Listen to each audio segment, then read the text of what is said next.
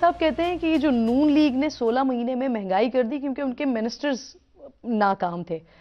سر Peoples party کو ابھی اس وقت کیا احساس ہو رہا ہے کہ وہ جو تھوڑے سے وقت میں جو حکومت کا حصہ بنے، یہ 13 جماعتی اتحاد بنایا، حکومت بنائی، یہ غلطی کر بیٹھے؟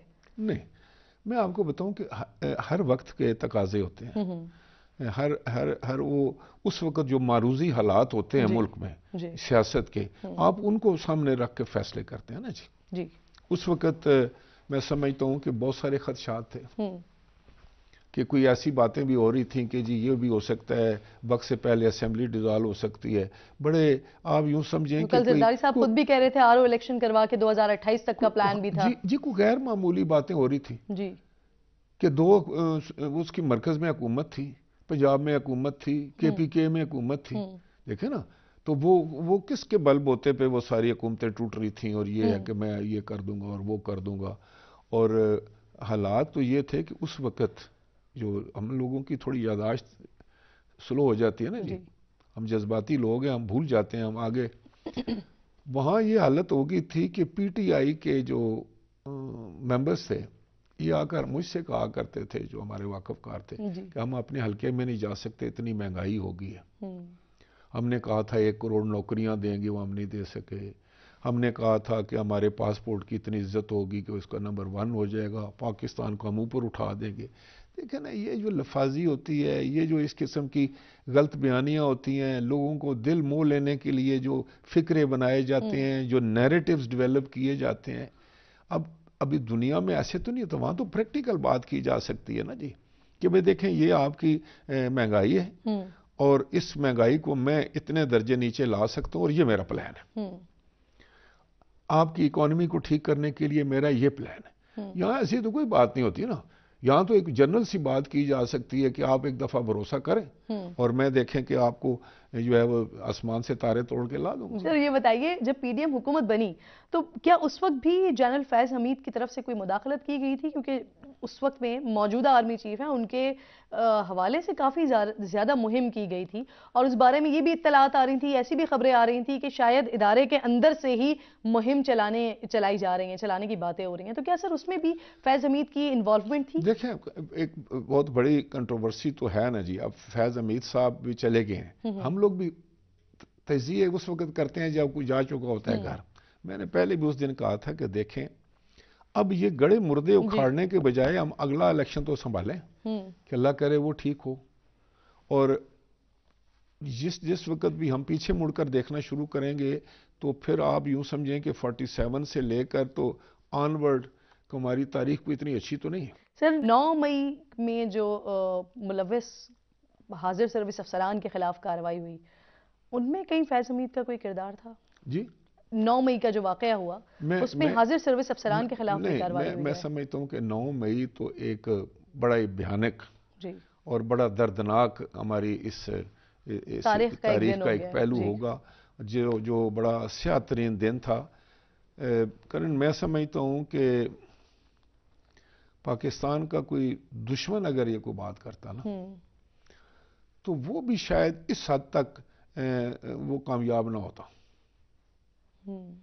لیکن پھر ہم تو یہ سمجھتے ہیں نا کہ وہ ہمارا سخت ترین دشمن ہے، وہ چاہتا ہی نہیں، ہماری ایگزسٹنس خطرے میں ڈالنا چاہتا ہے، ہمارا وہ جو بنیادی ڈھانچہ ہے اس کو گزند پہنچانا چاہتا ہے، ہمارے عوام اور فوج کو آپس میں لڑانا چاہتا ہے. یہ تو اتنی ہائیبرڈ وار پلان تھی. تو اس کے جو کردار ہیں کوئی بھی ہے وہ پاکستان دشمن ہے. ابھی میں دیکھتا ہوں کہ یہ بحث چل پڑی ہے کہ ان کو فوجی عدالتوں میں کریں ٹرائی یا سول میں کریں، ان کو چھوڑ دیا جائے، ان کو معاف کر دیا جائے.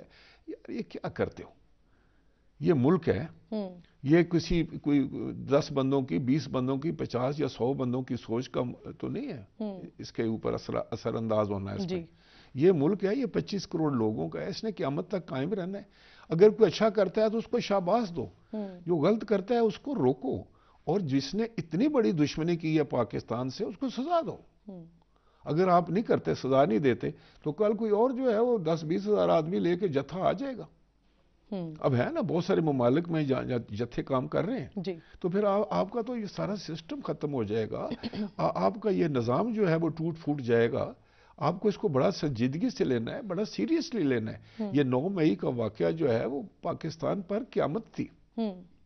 پتہ نہیں اللہ تعالیٰ نے کی ذات نے بچا لیا کہ فرض کرے اگر فوج کی طرف سے بھی ان لوگوں پر گولیاں ماری جاتی ہیں اور یہ اموات ہو جاتی اور یہ سارا گلی گلی محلے محلے یہ پھیل جاتا, لوٹ کھسوٹ شروع ہو جاتی, شہر لوٹنے شروع ہو جاتے, بے حرمتیاں ہونی شروع ہو جاتی, آگیں لگنی شروع ہو جاتی, املاک جو ہے وہ ان کو آگ لگا دیتے, تو پاکستان کہاں کھڑا ہوتا؟ جی. تو اس لیے میں کہتا ہوں کہ جب بھی آپ کوئی بات کریں یا جو بھی اس پہ کوئی کرے, اس کو یہاں یہ کوئی بات نہیں ہے کہ کوئی فلان تھا اب اس کو سیاسی ہے کہ وہ جو پی ٹی آئی والے تھے اس لیے اس کے خلاف مسلم لیگ ہے یا پیپل پر. نہیں بابا,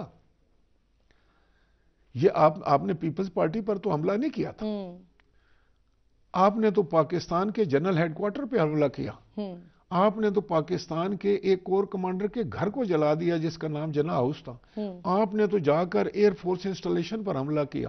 اور اس سے بھی شرمناک بات تھی کہ ان شہداء نے جنہوں نے پاکستان کی لیے اپنی جان کی قربانی دی, جن پر پوری قوم کو فخر تھا, وہ ہماری تاریخ تھی, ان کے آپ نے جو ہے ان کی بے حرمتی کی اور ان کو جس طریقے سے آپ نے یہ میں سمجھتا ہوں کہ اس باتوں کو تو اب دہرانا بھی نہیں چاہیے. سر بطور سیاستدان کیا سمجھتے ہیں آپ عمران خان صاحب کی موجودہ حالت کی وجہ کیا ہے یا ان کی سب سے بڑی غلطی کیا ہے؟ دیکھیں میں آپ کو بتاؤں, انفارچونیٹلی عمران خان سیاستدان نہیں تھے, انفارچونیٹلی. میں بڑا کلیئر کنسپٹ رکھنے والا بندہ ہوں. جی.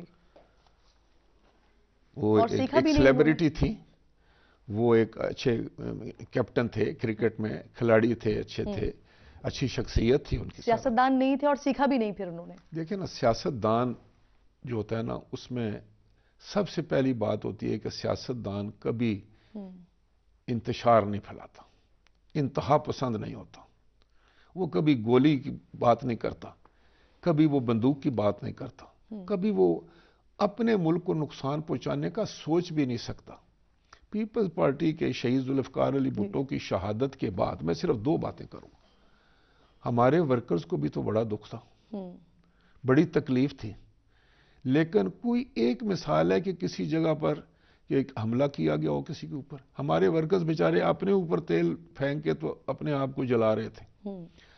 شہید محترمہ بے نظیر بھٹو کی جب شہادت ہوتی ہے تو اگر فرض کریں یہ ایٹیچیوڈ ہوتا جو پی ٹی آئی کے دوستوں نے کیا کہ اٹھو حملہ کرو, یہ کرو, جی ایچ کی طرف جاؤ فلاں, خدا نہ خواستہ یہاں اگر کوئی بات ہوتی تو کتنا بڑا نقصان ہوتا. وہاں تو کہا گیا, آصف علی زرداری کہتے ہیں کہ پاکستان کھپے, اس کی اپنی اہلیہ کی جو ہے وہ ڈیڈ باڈی پڑی ہے, شہادت ہو گئی ہے, پوری پارٹی نہیں, پورا ملک نہیں, میں سمجھتا ہوں دنیا ایک بہترین لیڈر سے محروم ہو گئی ہے جس کو ساری دنیا کا بچہ جانتا تھا, وہ پاکستان کا فیس تھی. تو پھر اس وقت پاکستان کھپے کا نعرہ لگنا تھا اور وہ پیپلز پارٹی نے لگایا. یہ کہ ان کو کیا تکلیف ہوئی تھی, کون مرا تھا ان کا کہ انہوں نے کہا کہ نہیں ہم نے تو ہر چیز کو آگ لگا دینی, ہمارا گھر کسی نے جلا دیا. بتائیں, کچھ بھی نہیں تھا. آپ جیل میں جاتے ہیں, اور میرا خیال میں کئی دفعہ جیل میں گیا ہوں, ہم تو جا کر کھڑے ہوتے ہیں عدالتوں کے سامنے, اپنی بے گناہیاں ثابت کر رہے ہوتے ہیں. ہم نے تو کبھی یہ بھی نہیں سوچا کہ کسی سے سفارش ہی کروا لیں. تو یہ ٹریننگ ہے. دیکھیں پولیٹیکل ورکر جو ہے وہ انتشار نہیں پھیلاتا, وہ انتہا پسندی نہیں کرتا, وہ کسی کی جان نہیں لیتا, وہ کسی کو نقصان نہیں پہنچاتا, وہ پیار اور محبت سے دلوں کو جیتنے کی کوشش کرتا ہے, اس سے وہ ووٹ حاصل کرتا ہے.